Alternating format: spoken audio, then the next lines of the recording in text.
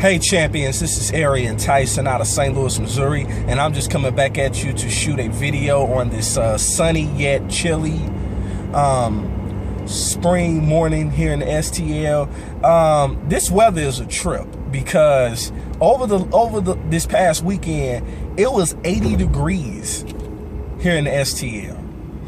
It was 80 degrees. Yesterday the temperature dropped, and we even had a little snow come through here. All in a matter of a day or two.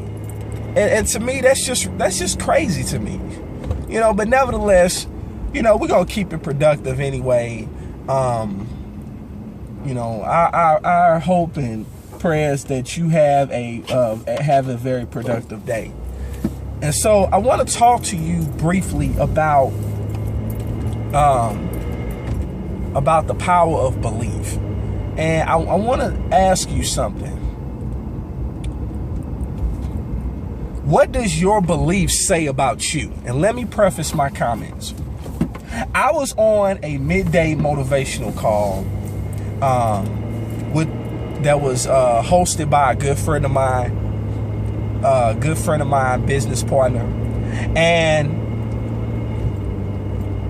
as I was listening to the call, there was some things that really just popped in my mind about, you know, the power of belief and, you know, ultimately what does your belief say about you? And so there are a few things that I want to share that I believe your belief says about you. Number one of the things that your belief says about you is that depending on what you believe determines how far you go. It determines what risk you're willing to take to make your dreams come true, if you even have dreams. Because one thing that I'm noticing is that people don't like to dream no more. People are scared to dream. And if they're scared to dream, then unquestionably they're scared to dream big. You know, but I want to challenge you to dream big again. I want to challenge you to, you know, realize that your dreams matter. I want you to realize that you matter. If nobody else tells you, or if you haven't heard it in a while, you matter. That's number one. Number two, another thing that your belief says about you, it determines what you attract. After all, you are the sum total of the 3 to 5 people that you hang around the most. And based on what they believe, if you stay around them long enough, it will undoubtedly rub off on you. It will undoubtedly rub off on you. And so I would recommend that you be mindful of the company that you keep. Take a serious inventory of the people that are in your quote unquote inner circle. Because those are the people that are really, you know, ride or die with you. You know, and I'm a firm believer that if you're absent in my struggle, you don't deserve to be present in my success.